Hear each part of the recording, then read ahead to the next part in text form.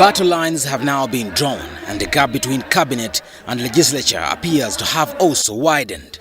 Pressure now amounts on cabinet as the House fails to conclude the budget allocation queries for the financial year 2013-2014, with now 5 more ministerial policy statements still left, including one for education sector.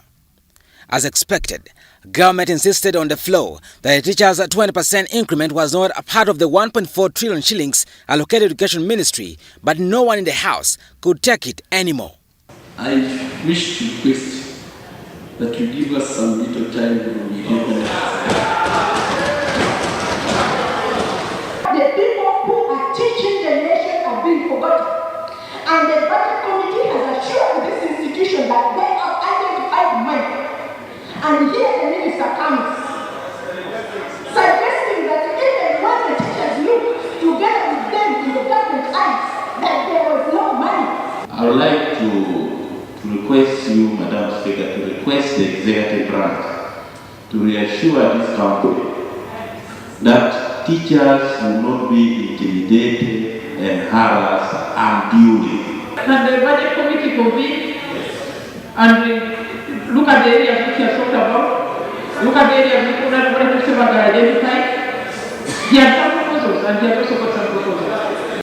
Education Minister Jessica Alupo, who is apparently out of the country at a time when she is needed most, delegated her junior Charles Makawulindi to convince the House to pass the budget, but the latter could not do much.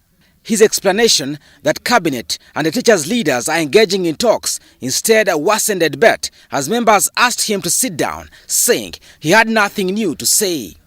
Speaker Kadaga directed the Budget Committee to cancel ministerial trips, dinners and other luxurious expenditures in the different ministerial budgets to get the teachers' pay. I want to thank the Parliament of Uganda for having accepted our request that we don't pass the budget of the Ministry of Education until the government agrees to increase, because they have already promised. They promised the teachers.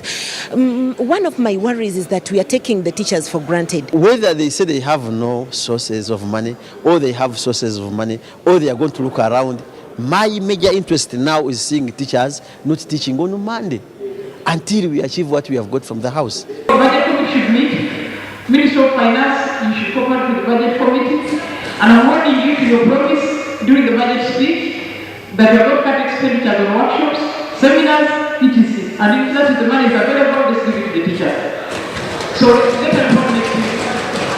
The government side had asked Parliament to pass the education budget as the President enters into talks with the teachers Monday next week, but the House refused, saying once passed, the teachers' demands would take a natural death. I want to appeal to members of Parliament, especially the NRM MPs, not to be bogged down, because the issue of teachers is not an issue of party politics.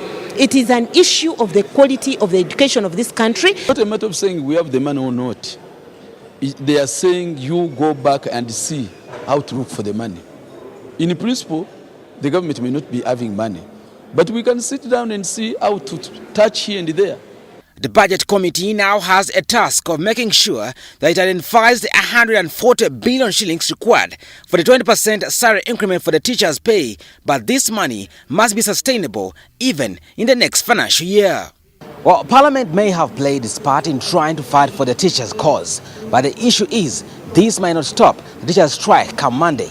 However, still Monday, there is a caucus sitting, and this caucus is also feared that it could change the mindset of the MPs who are supposed on Tuesday to come back on the floor over this very matter.